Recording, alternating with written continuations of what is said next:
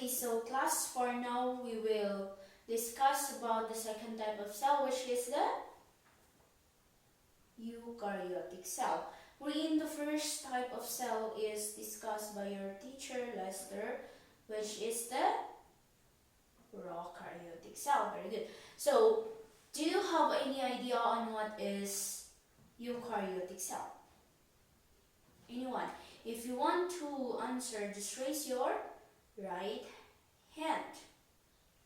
Okay, so what's your answer? Okay, so let's see if your answer is correct. So, what is eukaryotic cell? Read the first bullet. Okay, very good. Eukaryotic cells are organisms whose cells have a nucleus enclosed within a nuclear envelope, wherein nucleus is an organelle or little organ surrounded by a membrane called nuclear envelope. And nucleus is where the DNA is stored. So let's read the second bullet. Eukarta and eukarya comes from the Greek word EU means well or good, and karyon meaning nut or kernel. And then nut or kernel, it looks like a peanut. And then let's read the first bullet. Eukaryotes represent a tiny minority of the living organisms. So, what does it mean by living organisms? So, living organisms is anyone? Okay, very good. Is anything that has a life. Okay, so can you give example of a living organisms? Plants. Okay, that's one. What else? Animals. Okay, very good.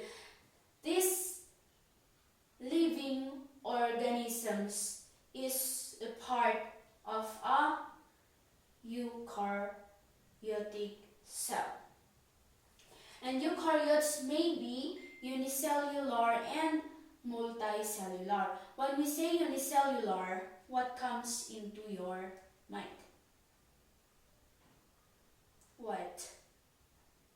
Okay, very good. Unicellular meaning it is single-celled. And for the multicellular, it is multi-celled. From the word multi. Okay.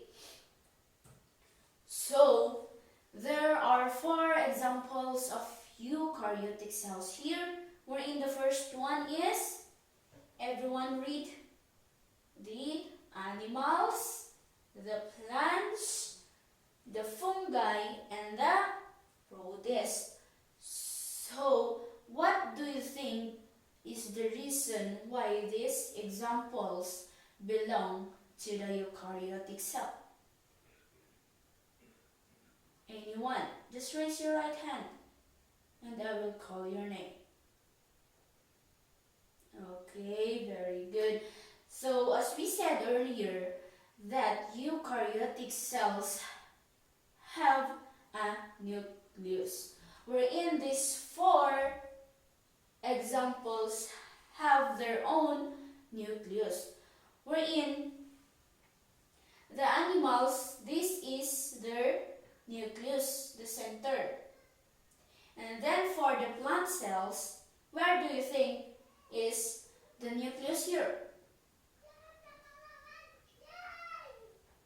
Here? Okay, you're correct. This is the nucleus of a plant cell. And then the fungi, where do you think is the nucleus here? Where? This is? Oh, this. Okay, you're correct. And for the protists, as we can see in this picture, this is the nucleus. Okay. So these living organisms have they belong to the eukaryotic cells. And then kindly read. Okay, thank you. Eukaryotes can produce both asexually through mitosis and sexually through meiosis and gamete fission. So, when we're talking about asexual reproduction, it consists of one cell. And for sexual reproduction, it consists of two cells that are combined together to make another cell. Okay. So, looking into the mitosis, kindly read. Everyone.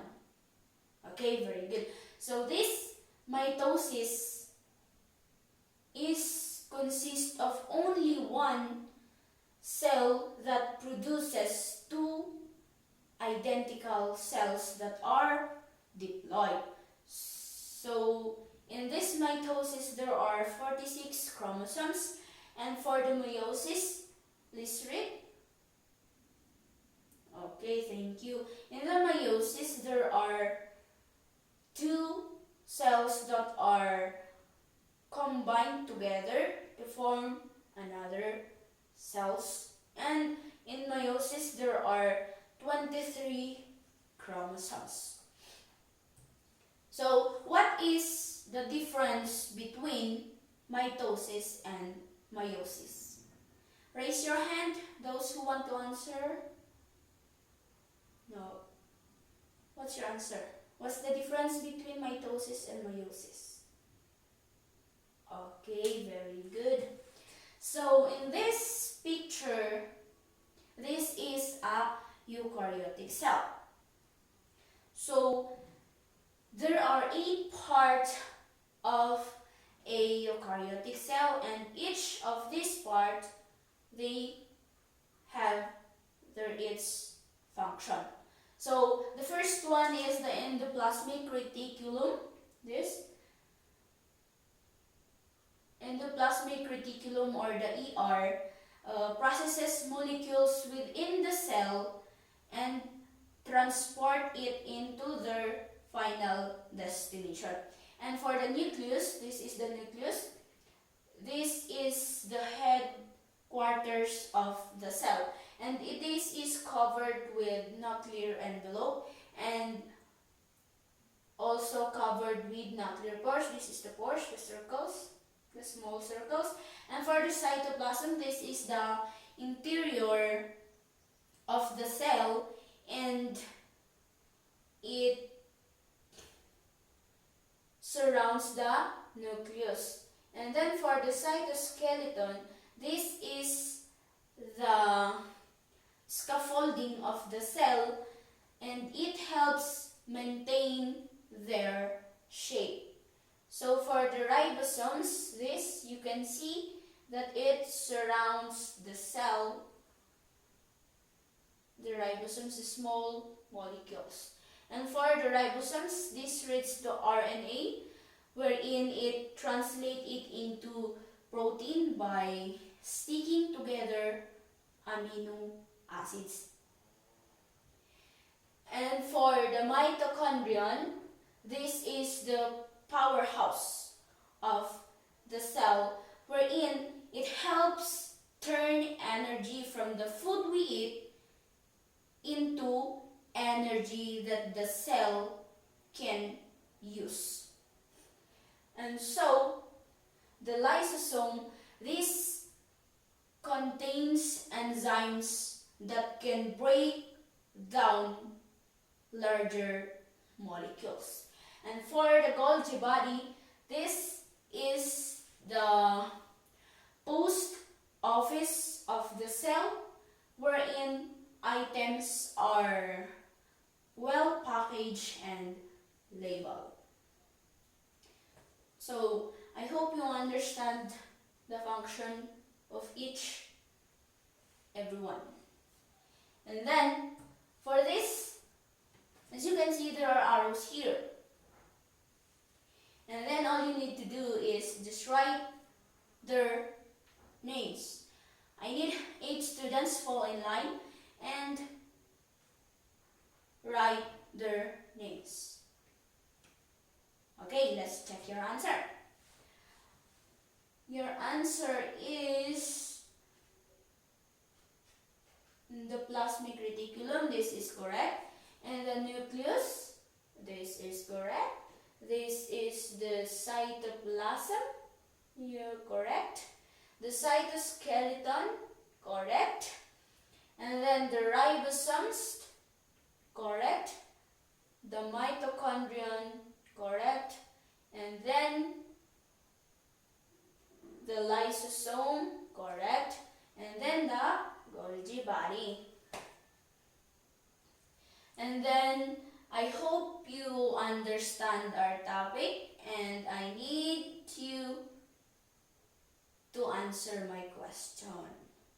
What is a eukaryotic cell? Okay, everyone. Those who want to answer again, just raise your hand. Okay, very good. Eukaryotic cells are cells that are usually multicellular or unicellular. Very good. And they have a nucleus. Then give examples of eukaryotic cell. There are 4. I presented 4 here. Okay. The first one is animals. And then the second is the plants, the fungi, and the protists. Okay, so it seems that you understand our topic today. So thank you for your cooperation, students. And thank you very much.